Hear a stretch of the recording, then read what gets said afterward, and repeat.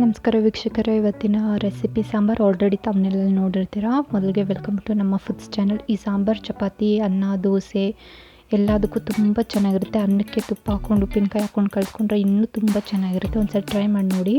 ಇವಾಗ ನಾನು ಮೈಸೂರು ಬೇಳೆ ಅರ್ಧ ಕಪ್ಪು, ಹೆಸರುಬೇಳೆ ಅರ್ಧ ಕಪ್ ತೊಗೊಂಡಿದ್ದೀನಿ. ಟೊಮೆಟೊ 2 ಚಿಕ್ಕದು ಕಟ್ ಮಾಡಿ ಇಟ್ಕೊಂಡಿದ್ದೀನಿ.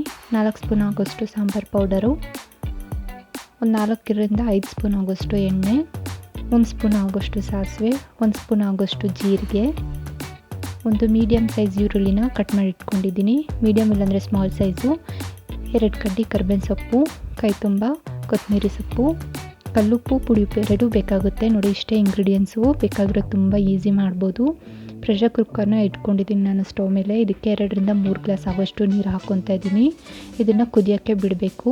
ನಾನು ಮೈಸೂರು ಬೇಳೆ, ಹೆಸರು ಬೇಳೆನ ಆಲ್ರೆಡಿ ತೊಳೆದಿಟ್ಕೊಂಡಿದ್ದೀನಿ. 2 ಸಲ ತೊಳೆದಿಟ್ಕೊಂಡಿರೋದನ್ನು ಈಗ ನಾನು ಕುದ್ದ ಆಮೇಲೆ ಹಾಕ್ಕೊತಾ ಇದ್ದೀನಿ. ಇವಾಗ ಟೊಮೆಟೊ ಕೂಡ ಹಾಕ್ಕೊಂಡಿದ್ದೀನಿ, ಕಲ್ಲುಪ್ಪನ್ನ ಹಾಕ್ಕೊತಾ ಇದ್ದೀನಿ. ಲಿಡ್ನ ಕ್ಲೋಸ್ ಮಾಡಿ 4ರಿಂದ 5 ವಿಸಿಲ್ ಆಗೋವರೆಗೂ ಕುಗ್ಸ್ಕೊಡಿ. 4ರಿಂದ 5 ವಿಸಿಲ್ ಕೂಗಿಸ್ಕೊಂಡ್ರೆ ತುಂಬ ಚೆನ್ನಾಗಾಗಿರುತ್ತೆ, ತುಂಬ ಮೆತ್ತಗಾಗಿರುತ್ತೆ. ನಾನು ನಿಮಗೆ ನೋಡಿಸ್ತಾ ಇದ್ದೀನಿ, ನೋಡ್ಕೊಳ್ಳಿ. ನೋಡಿ, ಈ ಥರ ಆಗಿರುತ್ತೆ. ತುಂಬ ಚೆನ್ನಾಗಿ ಪರ್ಫೆಕ್ಟಾಗಿ ಕುಕ್ ಆಗಿರುತ್ತೆ. 4ರಿಂದ 5 ವಿಸಿಲ್ವರೆಗೂ ಕೂಗಿಸ್ಕೊಳ್ಳಿ. ನಿಮ್ಗೆ ಬೇಕಿದ್ರೆ 3 ವಿಸಿಲು ಕೂಗಿಸ್ಕೊಬೋದು. ಆದರೆ ಆಮೇಲೆ ನೀವು ಕುದಿಸ್ಕೊಂಡೋಗ ಲೇಟ್ ಆಗುತ್ತೆ. ಅದಕ್ಕೋಸ್ಕರ ನಾನು ಮೊದಲಿಗೆ 4 ವಿಸಿಲ್ ಕೂಗಿಸ್ಕೊಂಬಿಟ್ರೆ ಕುದಿಸೋದು ಕಮ್ಮಿ ಟೈಮ್ ತೊಗೊಳುತ್ತೆ. ಅದಕ್ಕೆ ಸಾಂಬಾರು ಪೌಡ್ರ್ ಹಾಕ್ಬಿಟ್ಟು ಚೆನ್ನಾಗಿ ಕಲಸಿ, ಈಗ 1 ಗ್ಲಾಸ್ ಆಗೋಷ್ಟು ನೀರು ಹಾಕ್ಬಿಟ್ಟು ಇದನ್ನು ಚೆನ್ನಾಗಿ ಕಲಿಸ್ತಾ ಇದ್ದೀನಿ. ನೀವು ನೋಡ್ತಾ ಇರ್ಬೋದು, ಇದನ್ನು ಕುದಿಯೋಕ್ಕೆ ಬಿಡ್ತೀನಿ. ನೀವು ನೋಡ್ತಾ ಇರ್ಬೋದು, ಸಾಂಬಾರು ಕುದೀತಾ ಇದೆ. ಇವಾಗ ನಾವು ನೋಡೋಣ ಅದ್ರ ಕನ್ಸಿಸ್ಟೆನ್ಸಿ ಹೆಂಗಿದೆ ಅಂತ. ನೋಡಿ, ಇವಾಗ ಪರ್ಫೆಕ್ಟ್ ಆಗಿದೆ.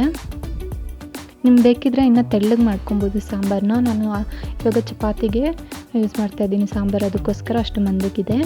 ಎಣ್ಣೆ ಹಾಕ್ಕೊಂಡು ಸಾಸಿವೆ ಜೀರಿಗೆ ಹಾಕ್ಕೊತಾ ಇದ್ದೀನಿ.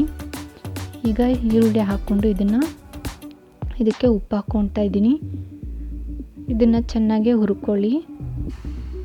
ಈಗ ಇದಕ್ಕೆ ಕರ್ಬೇವಿನ ಸೊಪ್ಪು ಹಾಕ್ಕೊಂಡು ನಾನು ಹುರಿತಾ ಇದ್ದೀನಿ 1-2 ನಿಮಿಷವರೆಗೂ. ಇದು ಸ್ವಲ್ಪ ಬಣ್ಣ ಬದಲಾಗಬೇಕು, ಅಲ್ಲಿವರೆಗೂ ಹುರ್ಕೊಳ್ಳಿ. ಜಾಸ್ತಿ ಹುರಿಯೋಷ್ಟು ಅವಶ್ಯಕತೆ ಇಲ್ಲ, ಯಾಕಂದರೆ ಇದು ಒಗ್ಗರಣೆ, ಅದಕ್ಕೋಸ್ಕರ. ಈಗ ಕೊತ್ತಂಬರಿ ಸೊಪ್ಪು ಹಾಕ್ಕೊಂಡು ಸಾಂಬಾರು ಆಗಿರೋದನ್ನು ಇದಕ್ಕೆ ಹಾಕ್ಕೊತಾ ಇದ್ದೀನಿ.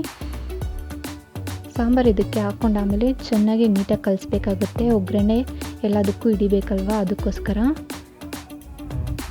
1 ನಿಮಿಷವರೆಗೂ ಹಾಗೆ ಫ್ಲೇಮಲ್ಲೇ ಇರಲಿ. ನೀವು ನೋಡ್ತಾ ಇರ್ಬೋದು ಸಾಂಬಾರು ಎಷ್ಟು ತುಂಬ ಚೆನ್ನಾಗಿದೆ. ನೋಡೋದಕ್ಕೆ, ತಿನ್ನೋದಕ್ಕೂ ಅಷ್ಟೇ ತುಂಬ ಚೆನ್ನಾಗಿರುತ್ತೆ. ಅನ್ನಕ್ಕಂತೂ ಸೂಪರಾಗಿರುತ್ತೆ. ನಾನು ಆಗಲೇ ಹೇಳ್ದಂಗೆ ತುಪ್ಪ, ಉಪ್ಪಿನಕಾಯಿ ಇದ್ದರೆ ಅಂತೂ ಇನ್ನೂ ತುಂಬ ಚೆನ್ನಾಗಿರುತ್ತೆ. ಒಂದು ಸಲ ಟ್ರೈ ಮಾಡಿ ನೋಡಿ, ತುಂಬ ಬೇಗ ಆಗುತ್ತೆ ಈ ಸಾಂಬಾರು. Thank you.